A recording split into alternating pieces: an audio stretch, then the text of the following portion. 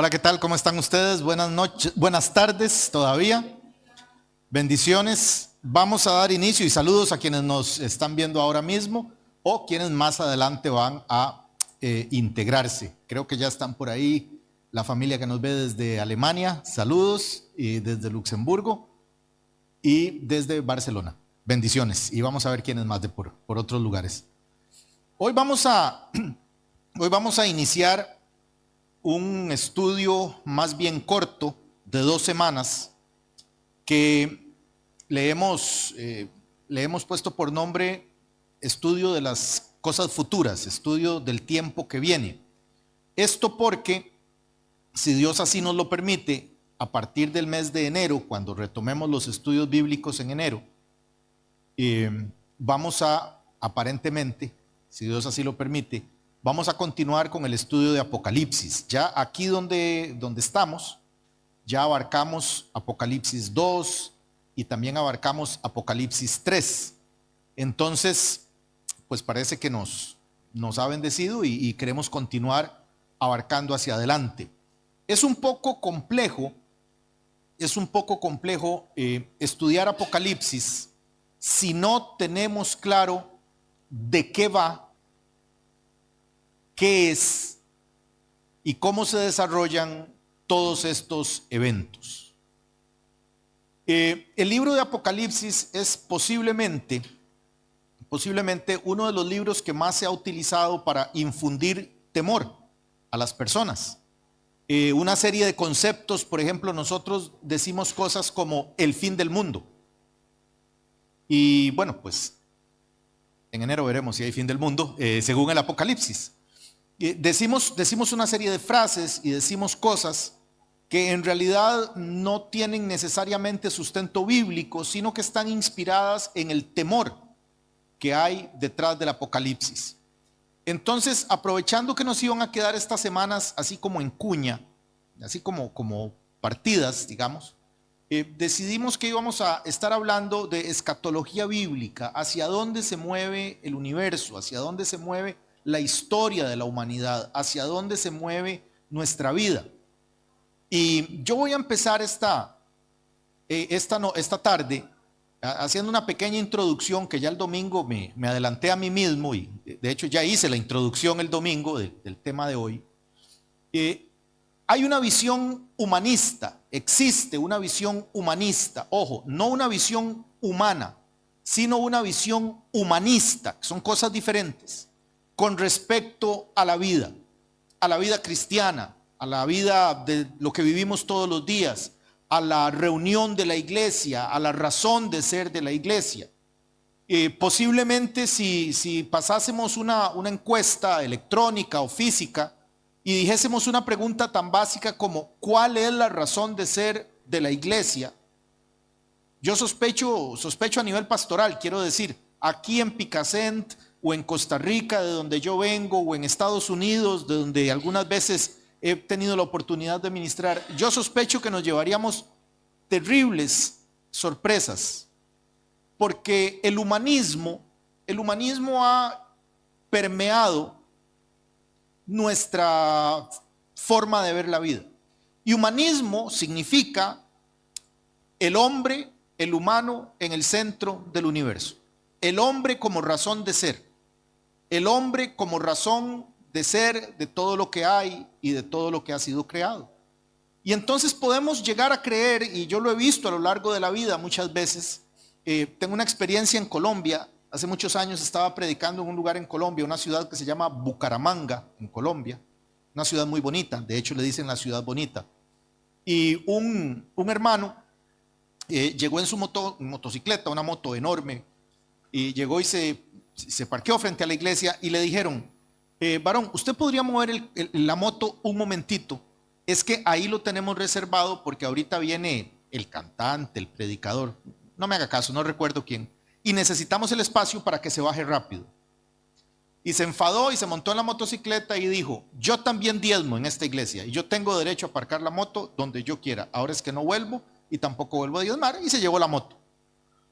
Eso es una visión humanista, eso es no entender cuál es la razón de ser de la iglesia. Las iglesias desarrollamos muchas actividades. Aquí en Picasent desarrollamos actividades humanitarias como el reparto de comida. Recientemente, la semana pasada, terminamos con el proyecto de las cajas y regalos de Navidad para niños en otros países. Antes de eso, habíamos terminado con el proyecto de cuestiones para los niños de Georgia, si no me equivoco, ¿de dónde? De Armenia.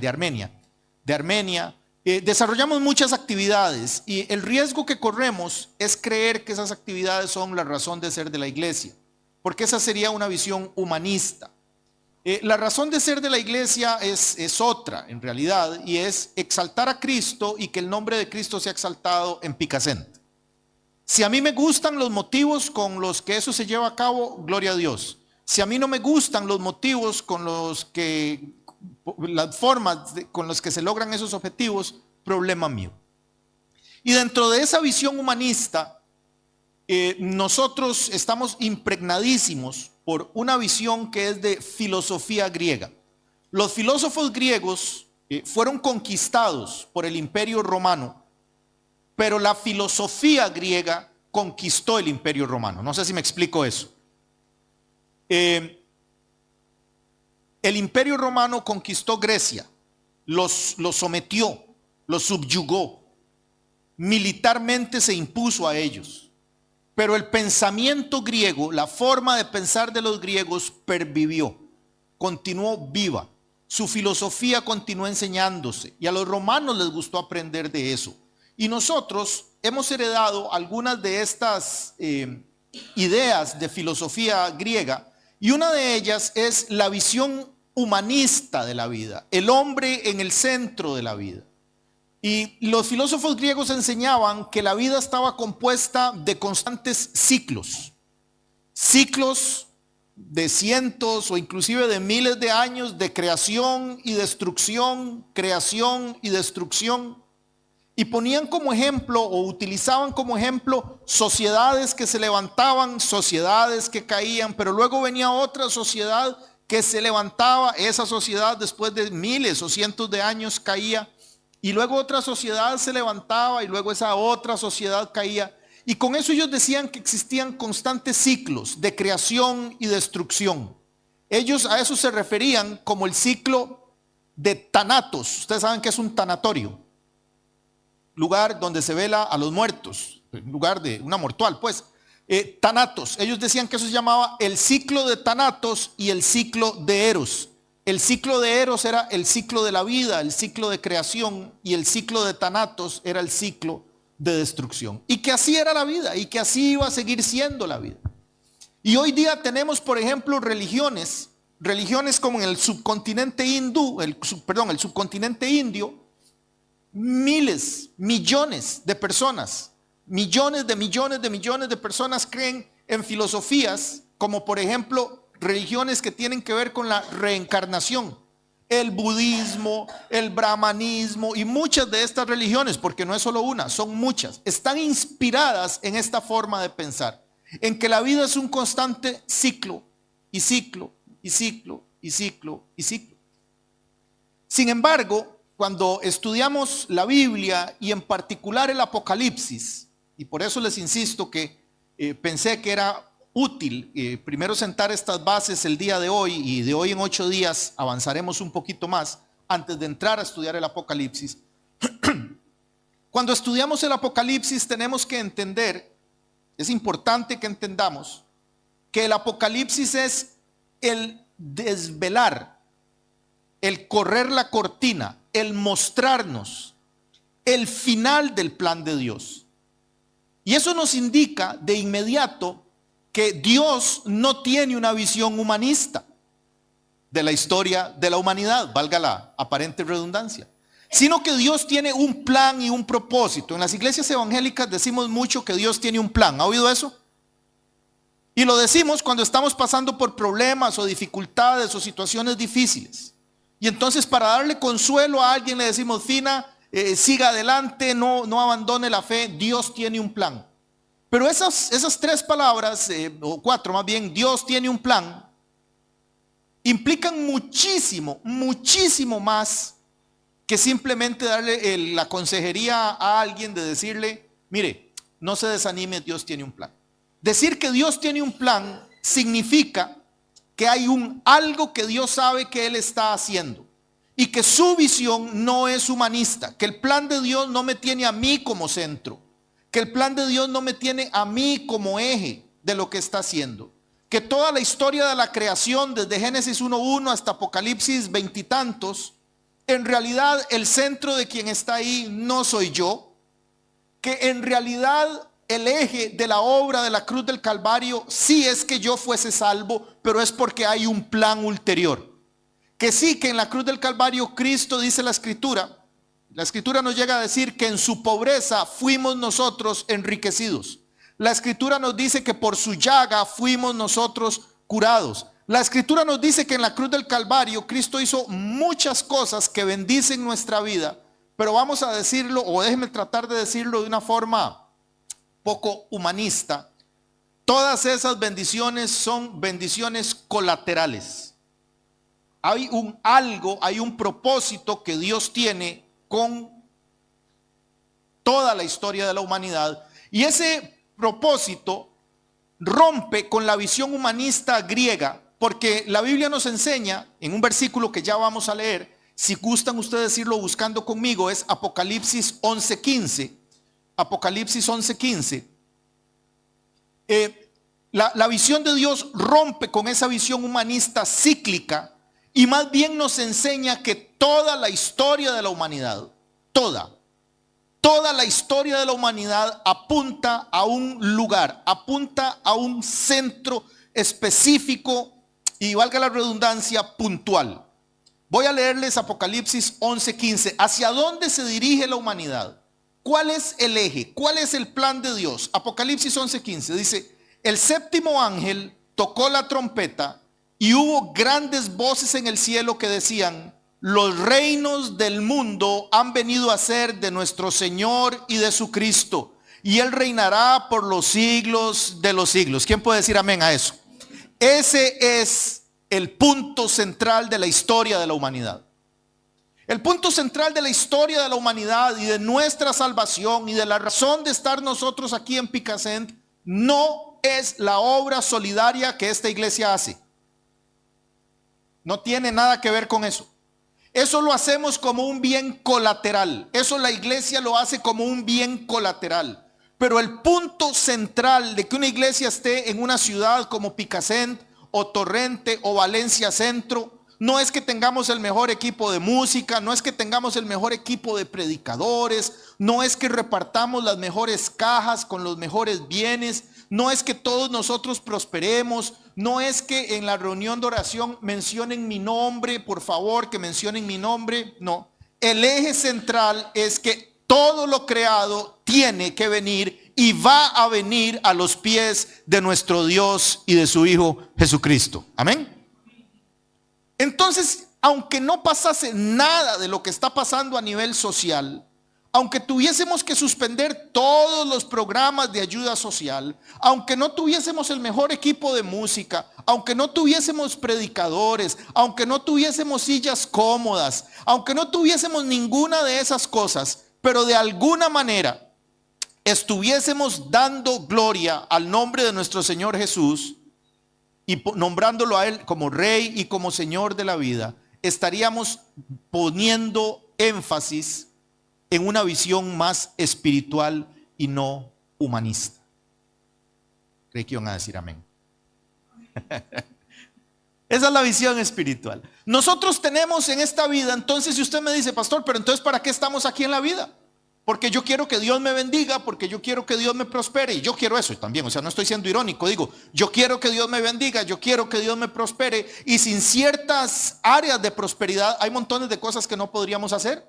Cambiar de ropa para el invierno, cambiar de colchas y de sábanas y de frazadas para el invierno, volver a cambiarlas en verano, tener coche, comer bien. Para todo eso se necesitan bendiciones, añadiduras. Para todo eso, que si tiene uno un niño y uno le quiere dar es el mejor estudio, la mejor educación, las mejores oportunidades en la vida. Que si el niño, la niña, la pareja tiene constipado, uno no va a decir que se cure. Va a tratar de buscar medicinas, va a orar por la criatura, pero va a tratar de que esté bien. Si uno tiene un matrimonio, si está casado o casada, pues va a tratar de tener un matrimonio bonito y va a orar para que Dios le dé sabiduría para tener un matrimonio bonito. ¿Sí me estoy explicando? Bueno, pero entonces, ¿qué estamos haciendo aquí en la tierra? Porque acabo de decirle que eso es humanismo. Eso es ponernos a nosotros en el centro.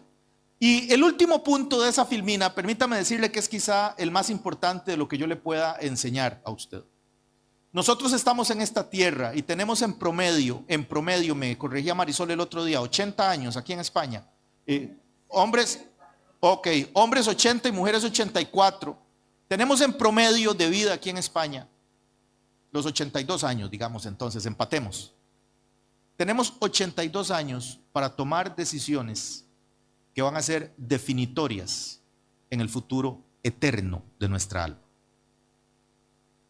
Y a esos 80 y tantos años, usted le quita los años en que éramos niños, que no sabíamos muy bien de qué iba la cosa. Y en realidad de esos 80, creo que nos van quedando como unos 60 años para tomar decisiones importantes. No sé si alguna vez se ha preguntado, ¿qué hace uno aquí? ¿Para qué Dios me creó? ¿Qué estoy haciendo yo aquí? Bueno, yo le voy a dar una respuesta. Usted está aquí tomando decisiones que van a afectar el futuro eterno de su vida. Eterno, ojo. La eternidad. La absoluta eternidad. Usted está tomando decisiones con respecto a sus actitudes. Y tal vez a nosotros no nos parece de esa manera. Lo vamos a ver cuando entremos en enero a estudiar propiamente el Apocalipsis. Pero nuestras capacidades de humildad, nuestras capacidades de aprendizaje, nuestras capacidades para tener fe, coraje, paciencia, templanza.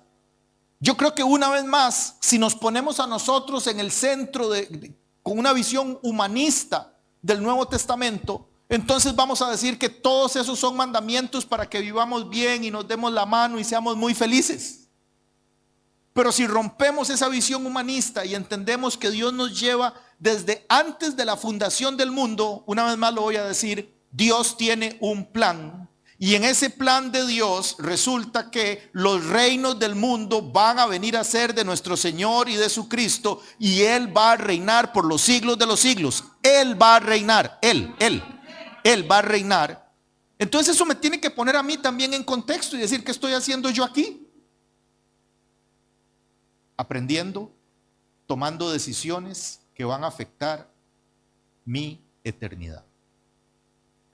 Aceptar a Cristo en nuestro corazón como Señor y Salvador afecta nuestra eternidad, ¿sí o no? Claro, infierno o cielo, o sea, e incluso es una diferencia enorme.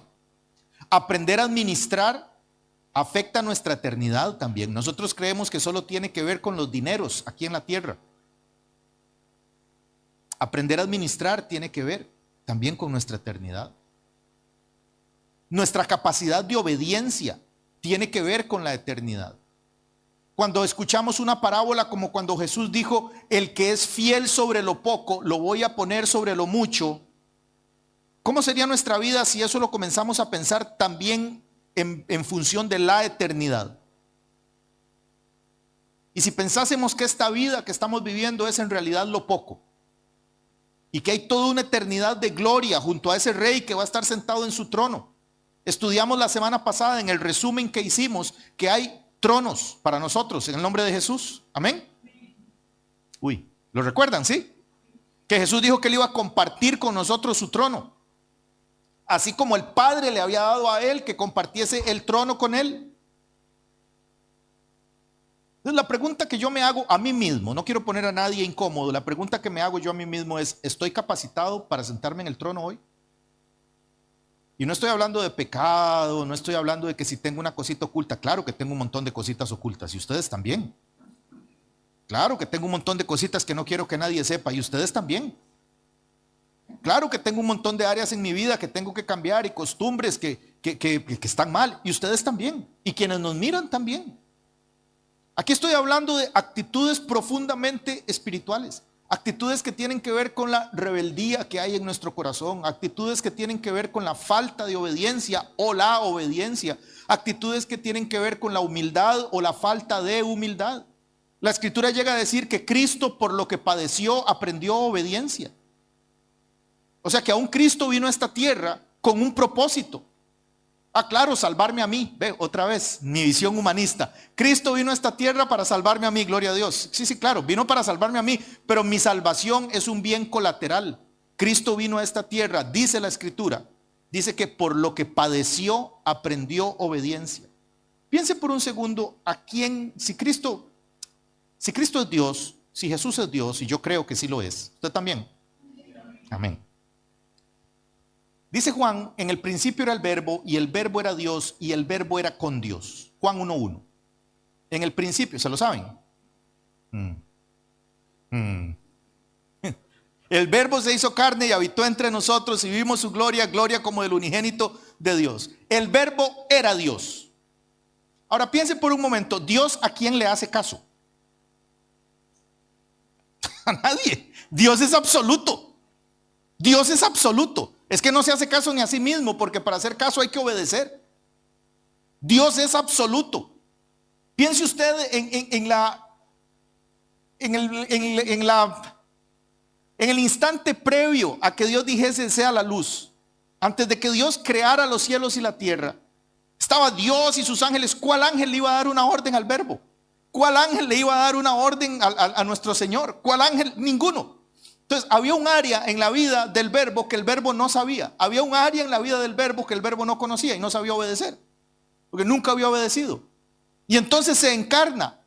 Y una vez encarnado el verbo,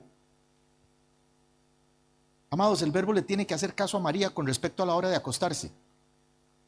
Y a José. Y a José, que no era ni el papá. El verbo, el que le enseñó a los pájaros a cantar, el que inventó los idiomas, el que le enseñó a los humanos a hablar, tuvo que aprender palabras en arameo.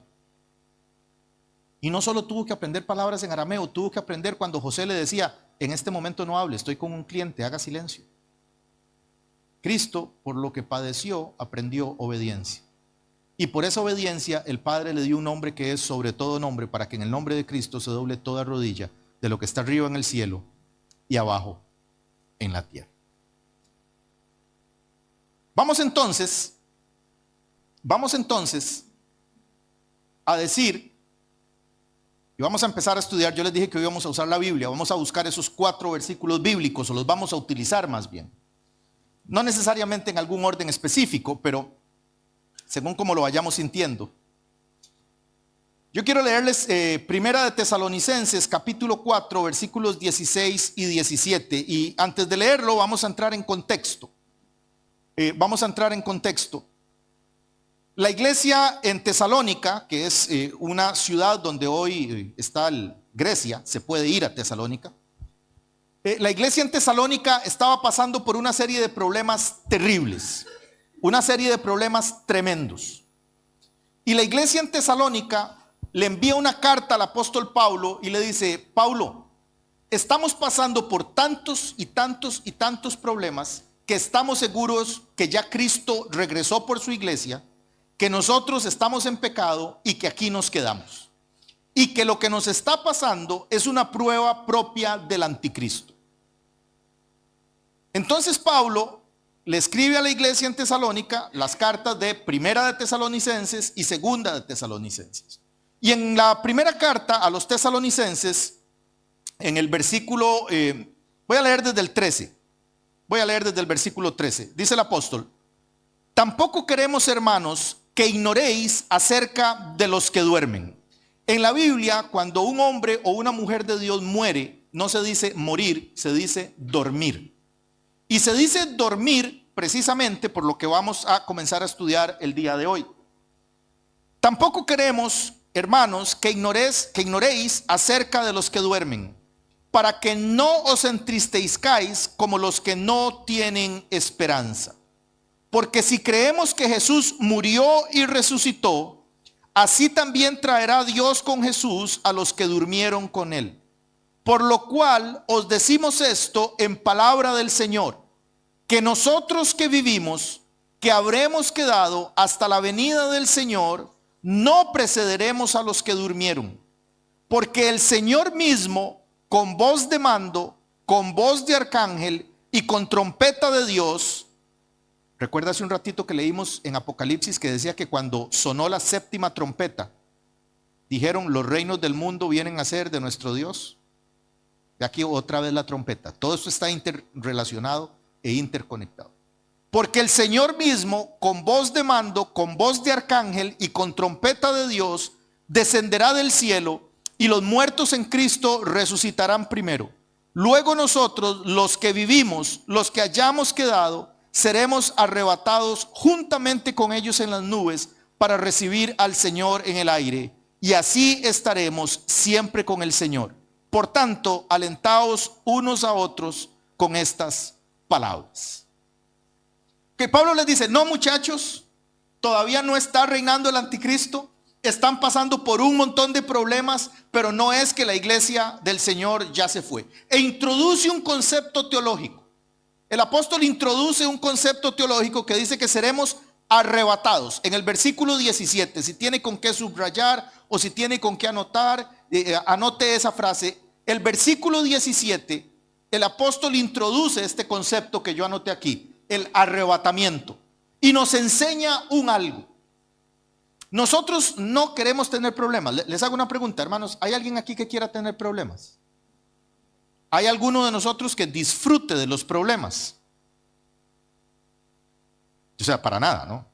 Yo cuantos menos problemas, mejor estoy. Pero esa es una visión humanista. Ve ahora, por favor, la visión espiritual. La iglesia en Tesalónica estaba pasando por unos problemas tan grandes que creyeron que estaban bajo el gobierno del anticristo. Y eran tantos los problemas que le envían al apóstol Pablo una carta diciéndole: Pablo, ¿qué pasó?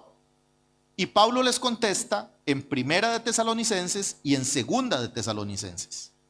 O sea que si no hubiera sido por los problemas que esos hermanos tuvieron, nosotros no tendríamos estas cartas y no tendríamos esta revelación. ¿Ve la diferencia entre la visión humanista y decir Dios tiene un propósito?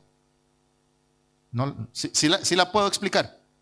La visión humanista hubiera sido: oremos por ellos para que no estén pasando por problemas, oremos por ellos porque este es el enemigo que los está atacando. Pero el apóstol les dice: no, hermanos, no es el enemigo. O sea, sí es el enemigo, pero no es que el anticristo los está malmatando, y más bien les da una lección, una enseñanza que ha bendecido nuestra vida durante más de 2000 años. Yo creo que también tenemos nosotros como iglesia que tomar una lección práctica de esto. Y la lección más práctica que tenemos que tomar es, voy a decirla como se dice en mi país, levantar los ojos de nosotros mismos.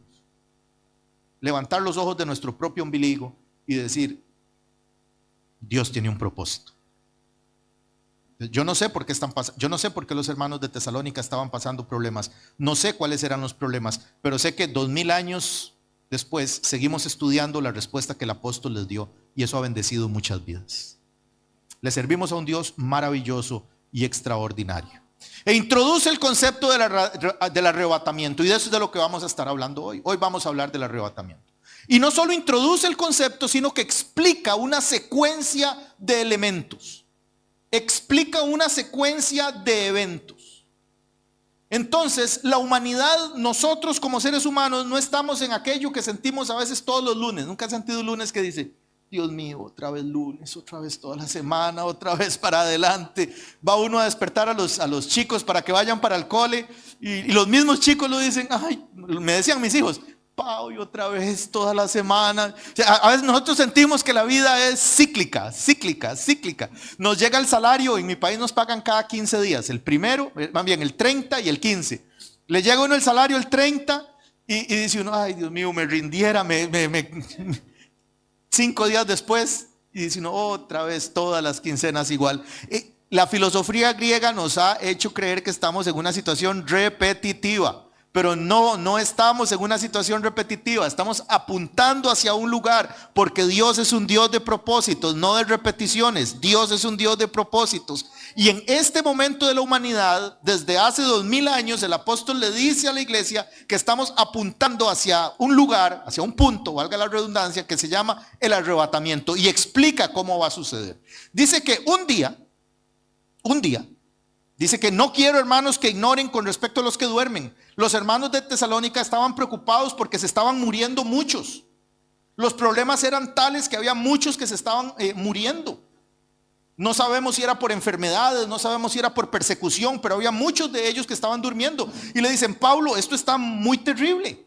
En una iglesia pequeña, en una iglesia de 40, 50 personas, que se nos empiecen a morir gentes, es terrible, algo está pasando. Y él les dice, no quiero que ignoren a los que duermen, para que no se entristezcan como los que no tienen esperanza, sino que creemos que Jesús, porque si creemos que Jesús murió y resucitó, así también traerá Dios con Jesús a los que durmieron con él. Por lo cual os decimos en palabra del Señor. O sea, lo que dice es, ahora sí voy a hablar doctrina. Cuando él dice, os digo en palabra del Señor, lo que les está diciendo es, esto no son ideas mías, esto no es una fantasía, esto no es que parece, esto no es que yo creo, sino lo que les voy a hablar ahora es palabra del Señor.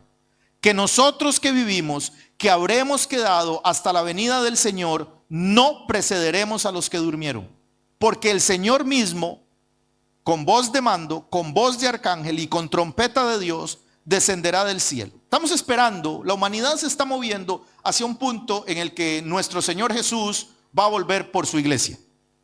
Ese es el arrebatamiento. El Señor Jesús va a volver por su iglesia. Nuestra labor en Picasen consiste en extender el nombre de Jesús tanto como nos sea posible. Nuestra labor en Picasen consiste, no consiste más bien en tener los cultos más bonitos que la iglesia de la esquina. Nuestra labor en Picasen no consiste en ser la iglesia que ha prosperado más que las iglesias de Torrente. Nuestra labor en Picasen no consiste en ninguna de esas cosas que nos ponen a nosotros como centro de lo que está pasando. No estamos tratando de tener el mejor sistema de ayuda social de todas las iglesias en Valencia.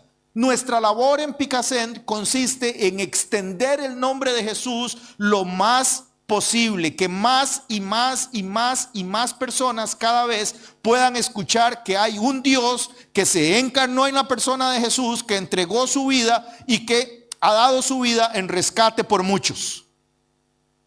Creí que iban a gritar amén y que iban a sacar pañuelos. Y que ha dado su vida en rescate por muchos.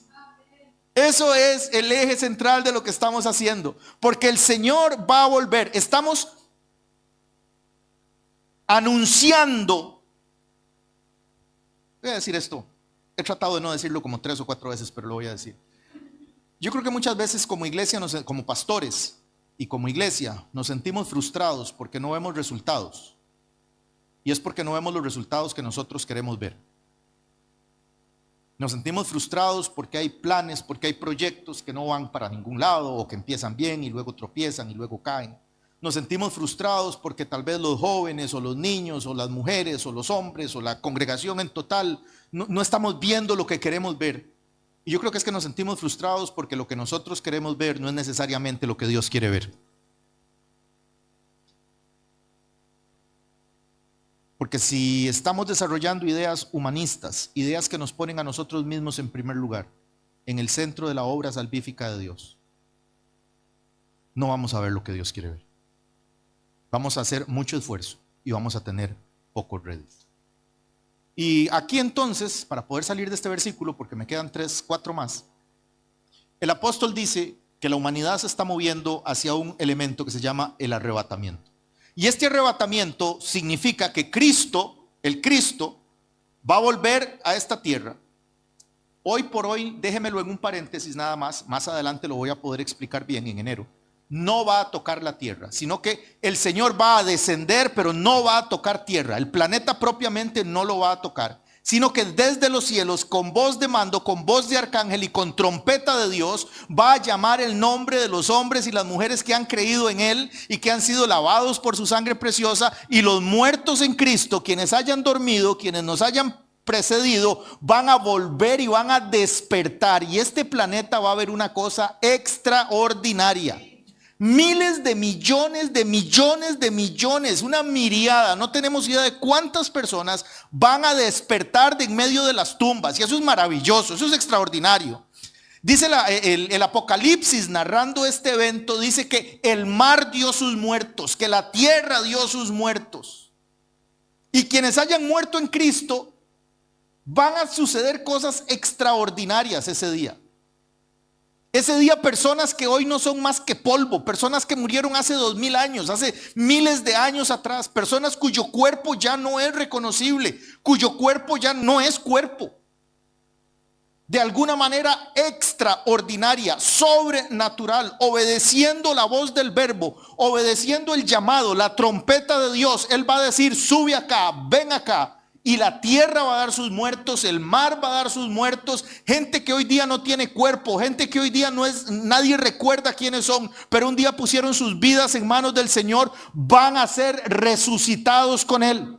Y eso es impresionante. Y una vez que ellos hayan recibido esa bendición de ser quienes primero han recibido la bendición, que entregaron su vida por Él, y son los primeros que van a resucitar para Él también, en el nombre del Señor.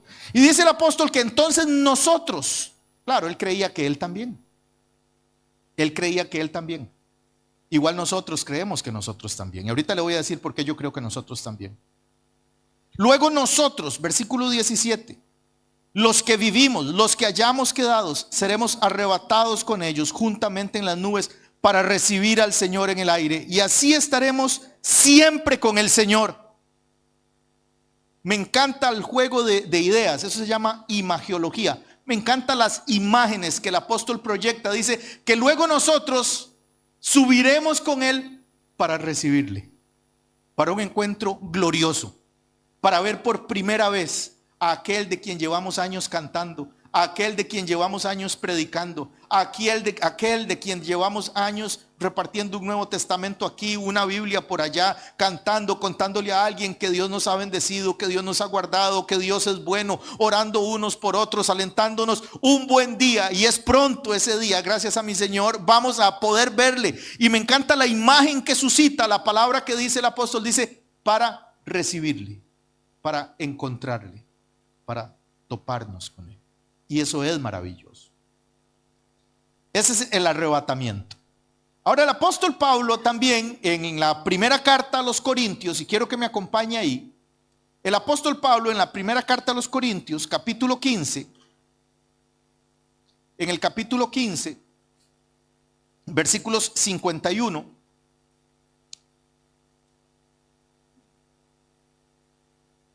iniciando en el 51. ¿Qué le hicieron a ese reloj? ¿Cómo va tan rápido? Me faltan 4 citas todavía. Está escribiéndole una carta al apóstol a los Corintios, que todavía se puede ir a esa ciudad también. Era una ciudad muy corrompida. Usted sabe que los seres humanos siempre hemos utilizado una palabra que se llama eufemismos. Un eufemismo es una palabra que no queremos decir, entonces usamos otra. Por ejemplo, en mi país no decimos morir, porque es una palabra muy fea, nos parece feo morir. Entonces decimos patear el balde. No decimos se murió, decimos pateó el balde. Con respecto al sexo tenemos muchos eufemismos.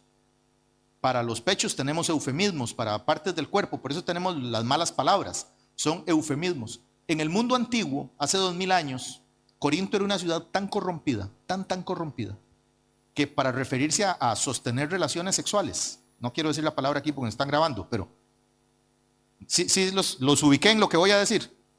El eufemismo para decir tengamos relaciones sexuales, la gente decía corintiemos. Corinto era una ciudad tan corrompida, que para hablar de sexo decían corintianizar. Estaban corintianizando. Los encontraron corintianizando. Imagínense qué tipo de ciudad era esta. Y ahí el Señor levanta una iglesia a través del apóstol, una iglesia muy linda, una iglesia a la que el apóstol le dedicó mucho tiempo. Es la iglesia donde él más estuvo y es también la iglesia que más problemas les dio. Y entonces él los quería mucho. Y entonces en el versículo 51, vea cómo él introduce el tema. Otra vez, vea las imágenes, vea cómo él introduce el tema. Dice: he aquí os digo un misterio. O sea, les dice, les voy a contar algo profundo. Esto es un misterio.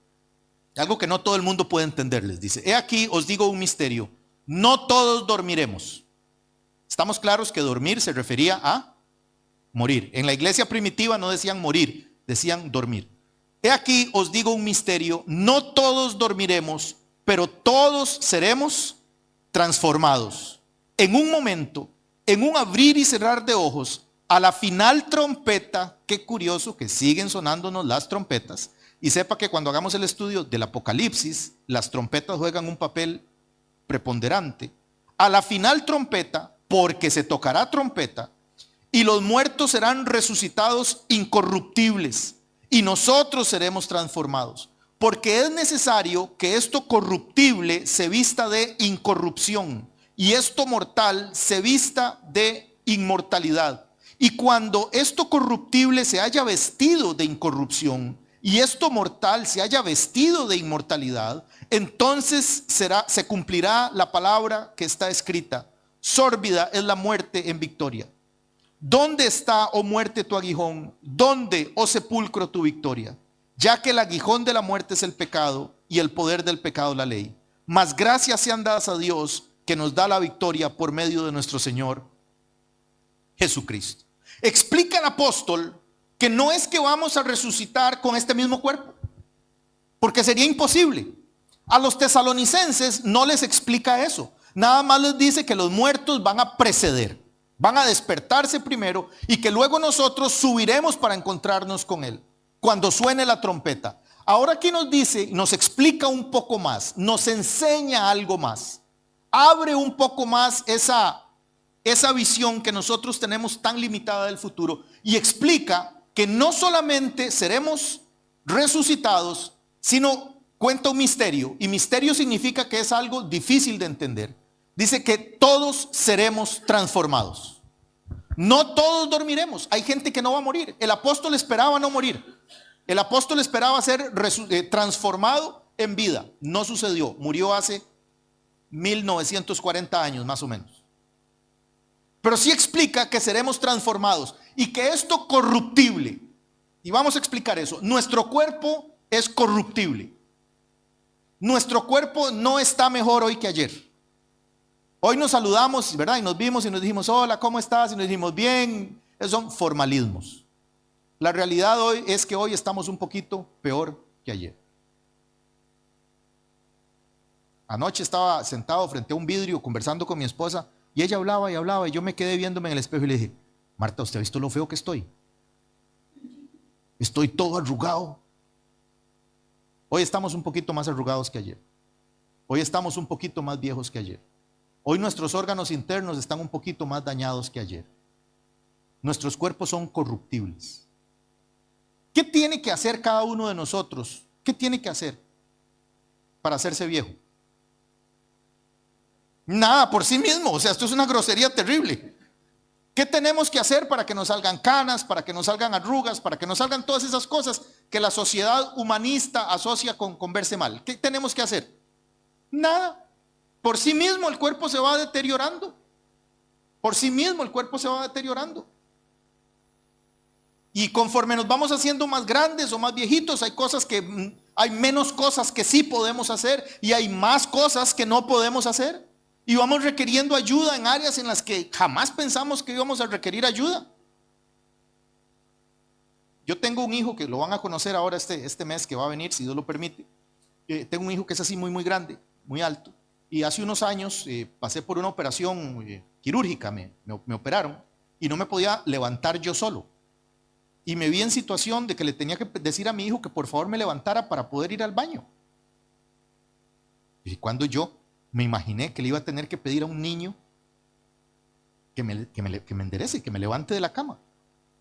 Y eso va a ir sucediendo cada vez más en nuestra vida. Eso es corruptible. Nuestro cuerpo es corruptible. Hoy no estamos más bonitos que ayer. Yo tengo la teoría que lo más bonito que uno ha estado lo tuvo a los 17 años. Esa es mi teoría.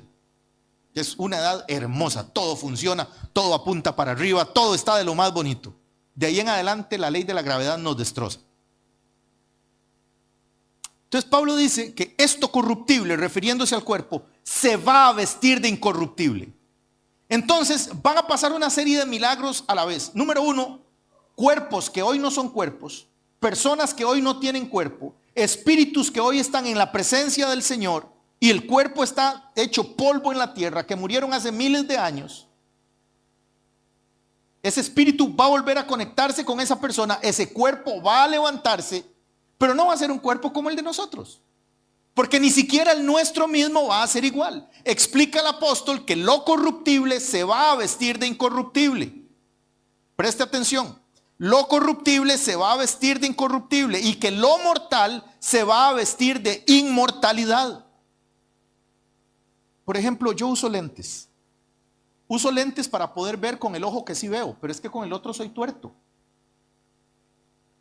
Usted sabe que viniera el Señor y quisiera el milagro de llevarme en el rapto, y en el rapto yo todavía ser tuerto. En el rapto necesitar lentes. En el rapto necesitar la siesta. En el rapto seguir midiendo 1,66 cuando toda la vida he querido ser alto.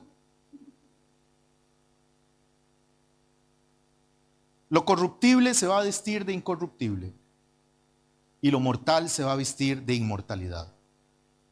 Y en una forma irónica, poética, casi simpática, el Espíritu Santo inspira al apóstol Pablo a burlarse de la muerte. Y le dice: oh muerte, ¿dónde está tu aguijón? La muerte entró a este planeta gracias al pecado. Pero nuestro Señor Jesucristo es la respuesta y la solución de Dios para el pecado. Amén. Y si hay solución para el pecado, hay solución para la muerte. Yo creo que todos tenemos personas a quienes quisiéramos volver a ver, que han partido antes.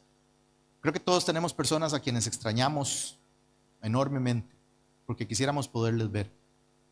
Les veremos, pero con un cuerpo de gloria, transformados, sin la limitación de nuestras enfermedades, sin la limitación de nuestros dolores. Vamos a avanzar un poquito y quisiera que vaya conmigo, por favor, a Mateo.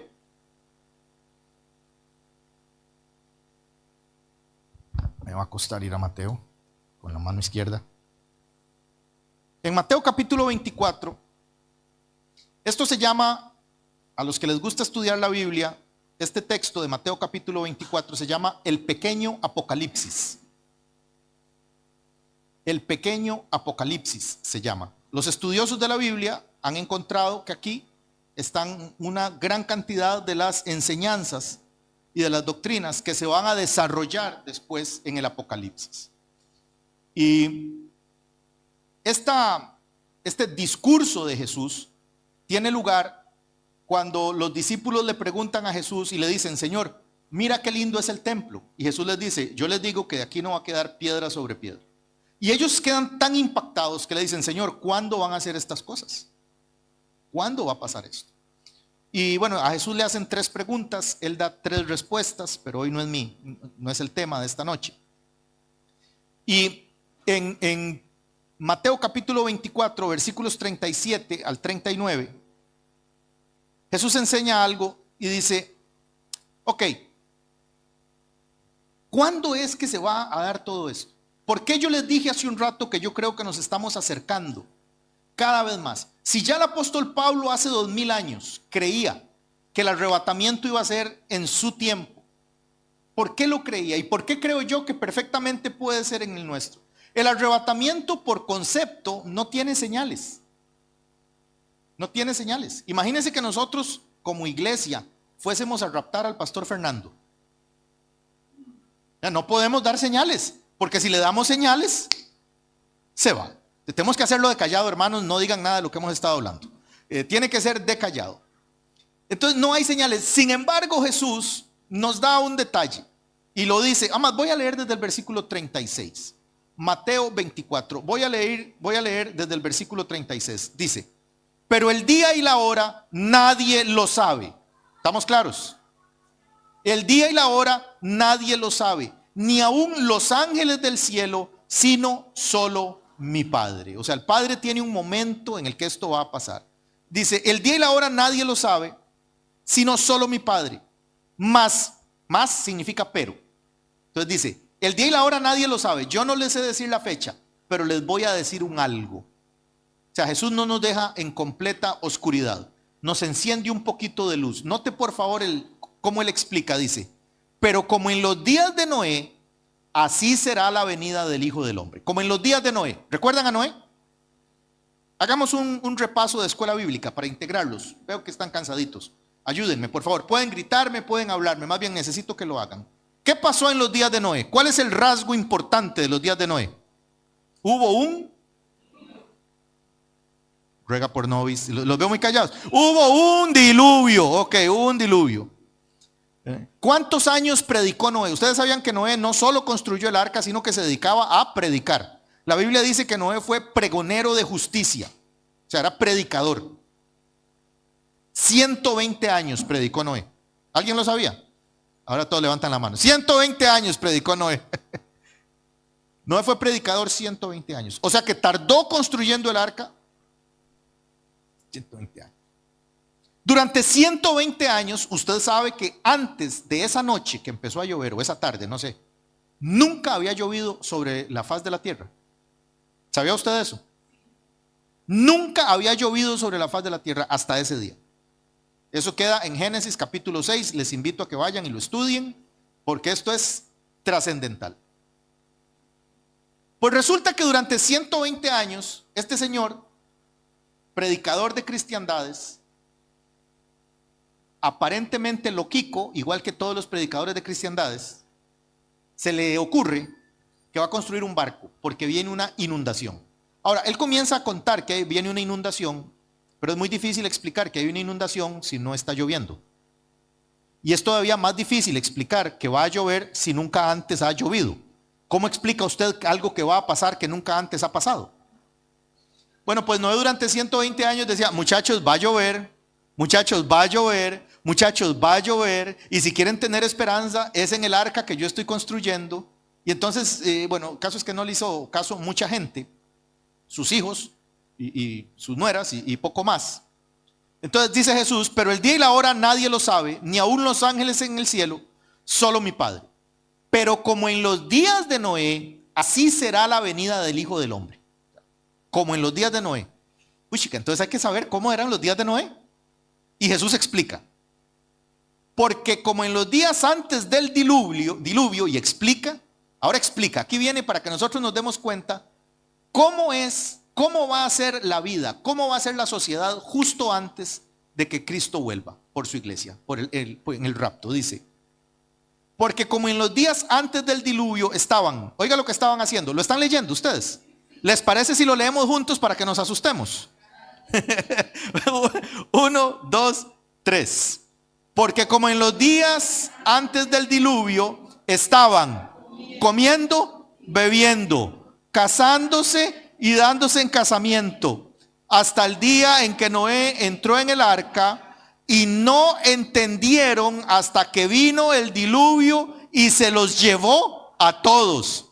Así será también la venida del Hijo del Hombre. ¿Qué estaban haciendo de malo?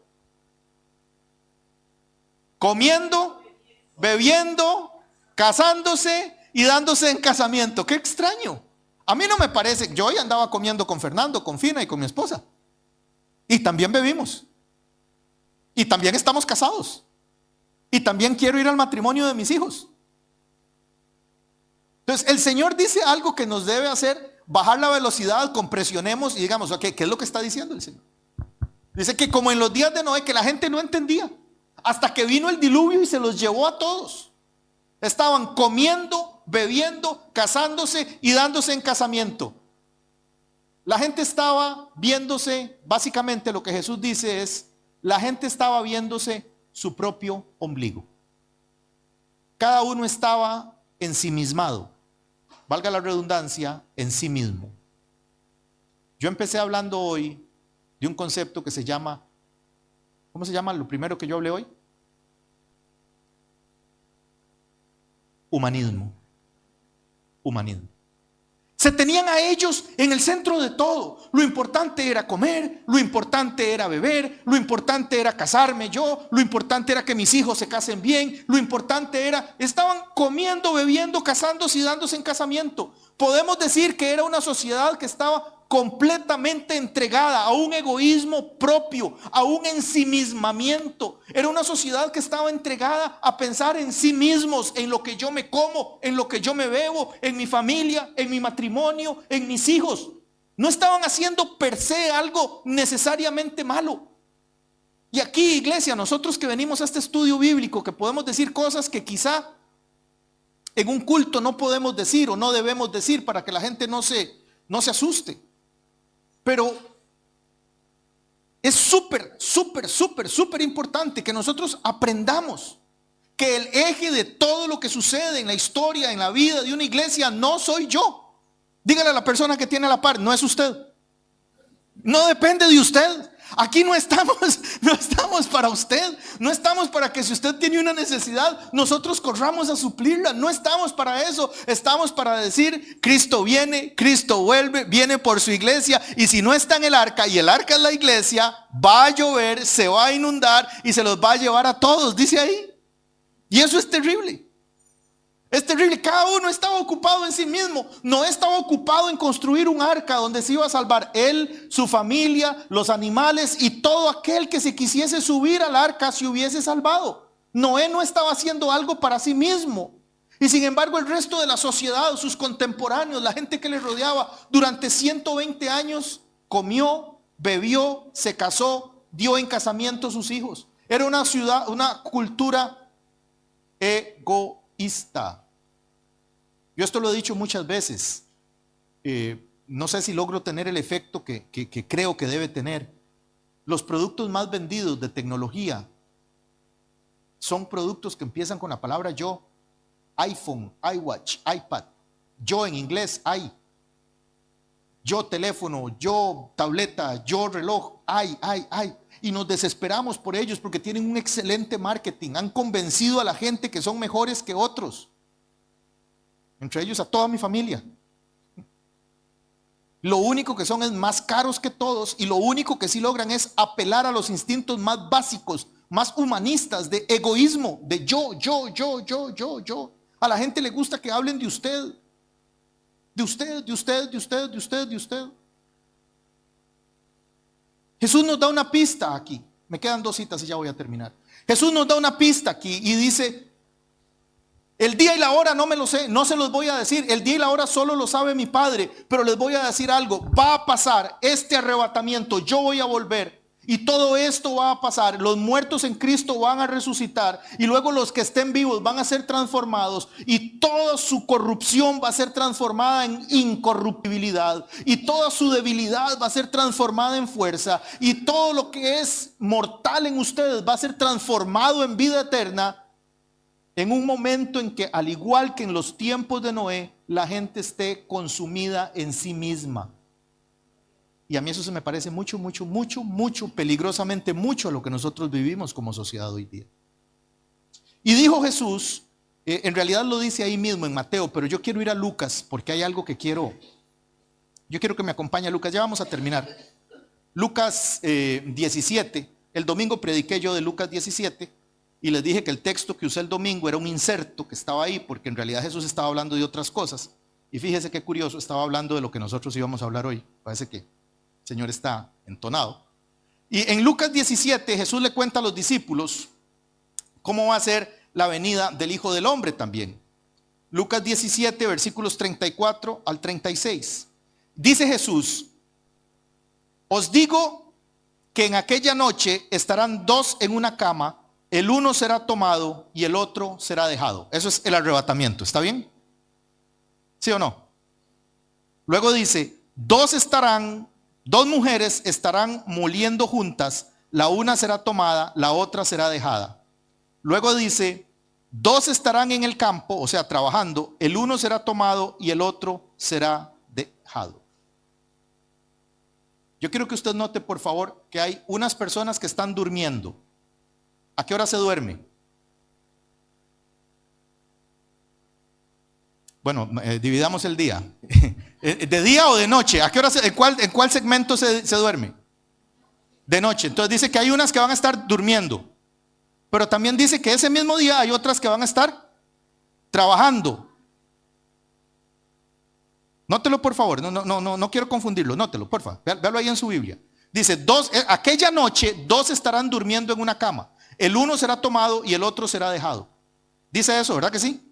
Pero también dice que 2 estarán moliendo en un molino. El uno será tomado y el otro será dejado. Pero también dice, resulta, en los molinos se muele de madrugada. Luego resulta que dice que también va a haber 2 en el campo. Al campo se va cuando sale el sol, que uno será tomado y el otro será dejado. Ok, o es de noche, o es de madrugada, o es a la hora de trabajar. Todas. Porque Jesús sabía que el planeta donde vivimos es redondo. Y que mientras unas personas que creen en Él ya estaban descansando, otras personas que creen en Él iban a estar en las labores que se hacen en la madrugada. Y otras personas que creen en Él iban a estar en las labores que se hacen cuando hay sol. ¿No le parece maravilloso el Dios al que nosotros servimos? Un Dios que aún contando una parábola, miles de años antes de Galileo, de Copérnico, nos dejaba saber que la tierra donde vivimos es redonda. Es maravilloso eso. Bueno, a mí me encanta, perdónenme. Ese es un dato que incluí ahí porque como a mí me gusta, el predicador tiene derecho a meter el texto que le gusta. Es un dato que me encanta. Me encanta porque a veces la gente cree que este tema de creer en el Señor es para tontitos y tontitas. Es para gente de muy poca capacidad, intelectual quiero decir. Pero permítame decirle que el Dios al que le servimos ha impregnado con sabiduría sobrehumana todas esas enseñanzas. Y es maravilloso. Entonces, no sabemos cuándo va a ser, dice Jesús, yo no sé cuándo es. Pero lo que sí les digo es que, como en los días de Noé, va a ser una sociedad egoísta. Y también quiero que sepan, dice Jesús, que el planeta es redondo. Eso lo deja ahí como de, y para que vean que yo conozco. Isaías capítulo 26, versículos del 19 al 21. Hace unas semanas hablamos de un principio de interpretación profética, la interpretación de la profecía, que se llama el principio de los dos montes. No sé si alguien lo recuerda.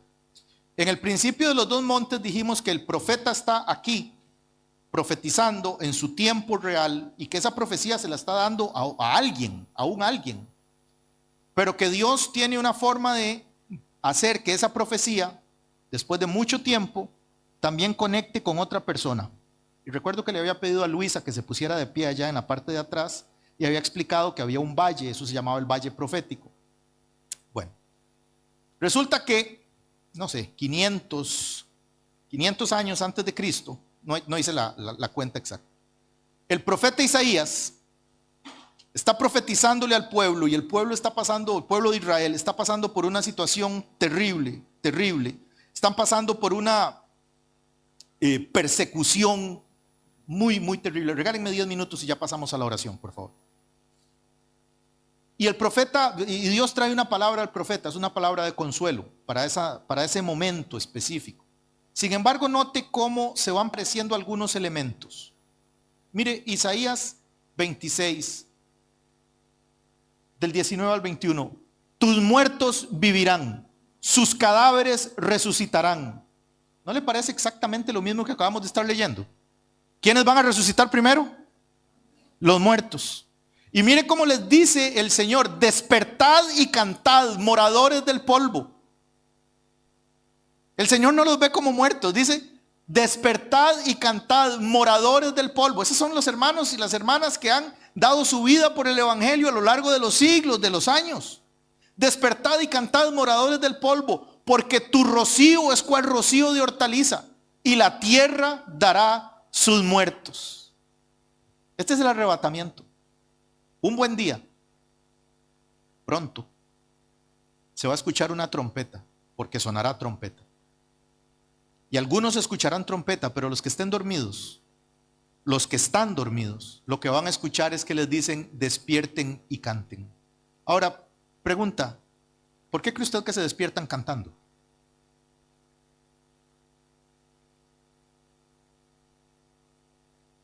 Ruega por nobis. ¿Por qué cree que se despiertan cantando? Porque están alegres, van a recibir al Señor en quien Él creyeron. Van a recibir al Dios de quien predicaron, al Dios de quien adoraron, al Dios a quien predicaron, el Dios de quien testificaron, el Dios en cuyas manos habían puesto su vida. Despiertan y cantan porque van a, en mi país los niños cuando pelean, bueno, yo todavía lo hago, pero nos hacíamos una cosa que era como esta: chiva chivita. A esto le decimos la chiva. Entonces nosotros nos decíamos: chiva chivita. Chiva chivita es cuando a mí me sale algo mal y a ti te sale algo mal, entonces chiva chivita. Cuando el equipo mío gana y el tuyo pierde, yo te digo chiva chivita. Cuando estos se despierten, le van a decir a toda la humanidad que se burló de ellos, chiva chivita. Despiertan y cantan, porque la tierra va a dar sus muertos. Y ese es el arrebatamiento. Pero nuestro Dios, que es tan maravilloso, y su Espíritu Santo, que es una mente maestra, que ha tejido la Biblia a lo largo de siglos y siglos, y en el versículo 20 introduce el tema del cual vamos a estar hablando de hoy en 8 días, de hoy, la próxima semana. Dice: anda, pueblo mío, entra en tus aposentos, cierra tras ti tus puertas, escóndete un poquito, por un momento, en tanto que pasa la indignación. De hoy en 8 días vamos a estar hablando de la segunda venida de Cristo. Y Cristo va a tocar tierra. Y vamos a estar hablando a grandes rasgos, porque luego lo vamos a desarrollar en enero. Pero vamos a estar hablando de qué va a pasar en esta tierra una vez que la iglesia sea quitada. Yo quiero cerrar hoy con que tengamos un pensamiento. Pensemos por un momento que el día del rapto vamos manejando. ¿Quiénes tenemos carnet aquí? ¿Quiénes manejamos? ¿Quiénes conducimos? Imagínense que todos vamos conduciendo y en ese momento se oye la trompeta y nos dicen: sube acá. Y esto corruptible se viste de incorruptible. Qué hermoso, ¿no es cierto? No. Claro, hermoso. ¿Qué va a pasar con el coche? Se va a estrellar. ¿Cuántos pilotos de avión cristianos hay en este planeta? Y ese día van a escuchar una voz que les va a decir, van a escuchar trompeta de Dios. Y van a salir de ahí y lo corruptible se va a vestir de incorruptible. El día que la iglesia sea quitada, el día que el Espíritu Santo que habita en nosotros sea quitado, este planeta va a vivir una catástrofe como nunca la ha vivido. A lo largo y ancho de este lugar va a haber millones de personas a las que se les va a decretar desaparecidas. Puede usted estar seguro que montones de personas van a decir: vinieron los extraterrestres y se los llevaron. Por eso es que desde hace años hay un movimiento en televisión, hay un movimiento en la cultura y en el arte, en el que le han estado sembrando a las personas la idea constante y frecuente de que nos han visitado extraterrestres, que hay abducciones que vienen, que nos llevan. Permítame decirle que todo ese es el plan demoníaco de Satanás, porque sabe que los planes de Dios no tienen forma de ser detenidos. Y va a ser una forma de explicar lo que no tiene explicación excepto a través de la fe. A través de la fe en el Hijo de Dios. Que es que van, los que precedieron nuestra vida, van a despertar cantando. Y eso debe ser un cuadro extraordinario, debe ser un coro de millones y millones. ¿Cuál canción irán a cantar? Ellos se la saben. De hecho, la Biblia dice que ellos se la saben. Van a despertar del polvo cantando, a reunirse con el Señor en quien creyeron. Luego nosotros, los que estemos vivos, seremos también transformados. Por supuesto que iremos llenos de gozo y de alegría. Y mientras nos estamos reuniendo con el Señor en la tierra, va a haber un caos como nunca antes ha habido. Va a haber un caos como esta tierra no ha conocido. Y de hoy en 8 días explicamos qué es el resto que va a pasar. Entonces, yo le invito a que esté aquí. De hoy en 8 días no, de hoy en 7 días, 7 noches. La próxima semana, yo le invito a que venga lo más temprano que pueda, que traiga Biblia, que traiga con qué anotar. Luego vamos a tener ahí un par de cositas y después de eso pues tenemos la pausa y ya el otro año le entramos a Apocalipsis, pero con las bases bien sentadas. Amén. ¿Qué le parece si nos ponemos de pie esta noche? Ahí estuve leyendo en el grupo de la iglesia, hay un montón de peticiones de oración por familiares, por personas que están enfermas, por personas que hay. No me voy a poner a leer los nombres ahora porque tendría que leer los mensajes completos, pero el Señor conoce y vamos a orar pidiéndole a Dios misericordia por esas personas, sabiendo también, entendiendo y conociendo que nosotros no tenemos conocimiento de por qué cada uno de ellos y de ellas atraviesa por lo que atraviesa. Recordando que también la iglesia en Tesalónica estuvo atravesando por unos problemas terribles y muchos hermanos estuvieron muriendo. Y que la iglesia se preocupó y buscó al apóstol, envió cartas al apóstol. Porque había mucha contienda, había mucha muerte, había mucho problema, había mucha enfermedad. Y esos problemas sirvieron para que generaciones y generaciones de cristianos tengamos esta revelación tan hermosa y tan maravillosa que nos da esperanza. Así que, sin saber exactamente por qué estas personas están atravesando por eso, o incluso porque algunos hermanos en medio nuestro han estado enfermos, también recuerdo ahora a Nando, recuerdo a otros que han estado enfermos. Vamos a pedirle al Señor misericordia por sus cuerpos, vamos a pedirle al Señor que visite sus vidas, que visite sus hogares, poniendo todo lo que Él sabe como primordial y lo que nosotros ignoramos como secundario. Así que si nos ponemos de acuerdo, y tal vez haya alguna otra petición aquí entre nosotros, de sus familias, en sus países o aquí mismo, no le voy a pedir que me cuente cuál es. El Señor conoce, y el Señor conoce. Pero sí nos vamos a poner de acuerdo para decir: Señor, este momento vamos a tomarlo, Dios, para interceder, Dios, unos por otros, llevando las cargas unos de otros, Señor. Dios, en este momento de Señor Jesús, te damos gracias, Dios, por tus planes perfectos y maravillosos, Dios. Señor, te damos gracias y levantamos nuestras manos, levantando agradecimiento a ti, Señor. Dios, pero también trayendo delante tuyo, Señor, delante del trono mismo de la misericordia, aquellos hermanos y hermanas en medio nuestro que están pasando por un momento de quebranto, que están pasando por un momento de dificultad. Señor, aquellas familias, Dios, en cuyas senos, Dios, hay personas que están atravesando momentos en los que van a requerir, Señor, sanidad, salud, en los que van a requerir, Dios mío, un toque tuyo, Señor, que le dé sabiduría a los doctores, que le dé sabiduría a las personas, Señor, que les atienden, que le dé la gracia y la misericordia, Señor, de ser con ellos y con ellas. Señor, tú que conoces, Señor, los motivos, las razones, tú que conoces, Señor, los dolores, las alegrías, Señor, de sus vidas, tú que conoces, Señor, lo que nosotros no sabemos, tú que tienes planes, Señor, que nosotros no somos capaces de comprender. Señor, oramos para que tu mano de amor sea sobre ellos de todos modos. Oramos para que tu mano de amor sea sobre ellas de todos modos. Oramos, precioso Jesús, Dios, para que haya paz, contentamiento, gozo en medio de la tormenta, Señor, paz en medio de la dificultad, paz en medio de la confusión, Señor, para que nuestras confusiones humanas, Señor, no prevalezcan, sino que la paz que Cristo nos da, la paz que el Espíritu Santo nos da, Señor, sea la que prevalece en nuestra vida. Espíritu de Dios, en esta noche oramos, Señor, aún por quienes entre nosotros, Señor, lloran, tienen lágrimas, Señor, de quebrantamiento, aún por quienes entre nosotros, Señor, están atravesando por un momento de enfermedad, Señor, por los familiares de las personas que han pedido oración hoy, Señor, por Nando, por quien sea que esté molesto o enfermo, Señor, entre nosotros, Dios. Tú conoces cada hogar, tú conoces cada articulación, tú conoces cada parte del cuerpo, Señor, que no está funcionando de acuerdo a tu proyecto y a tu plan, Señor. Señor, en el nombre de Jesús oramos para que tu dedo sanador, para que tu mano sanadora, Señor, tú que eres Jehová Rafa, Jehová nuestro sanador, Señor, sé tú visitando esos hogares, Dios, sé tú visitando esos cuerpos, sé tú visitando, Señor, esas casas, sé tú visitando, Señor, esas situaciones, Dios, en el precioso nombre de Jesús, Dios, porque tú conoces.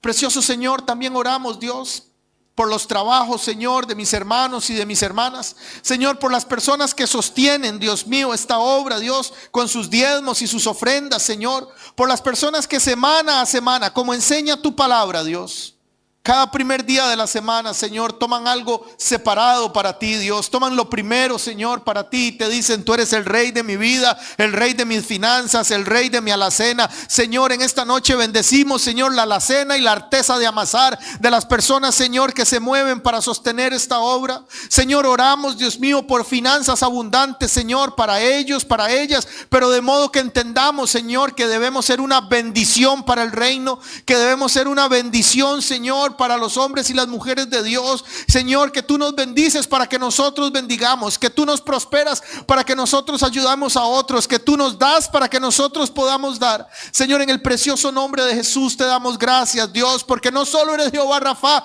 nuestro sanador, Señor, sino también eres Jehová Jireh, nuestro proveedor, Señor. Todo lo que tenemos, toda buena dádiva, todo don perfecto, Señor, desciende de ti, del Padre de las luces. Gracias por lo que nos has dado, Señor. Gracias por el don de la vida, Señor. Gracias por el respirar, gracias por el cantar, Señor. Gracias por el hablar, gracias por nuestros hábitos de dormir, nuestros trabajos, por el despertar, por la familia, por los hijos, por las hijas. Gracias, Señor.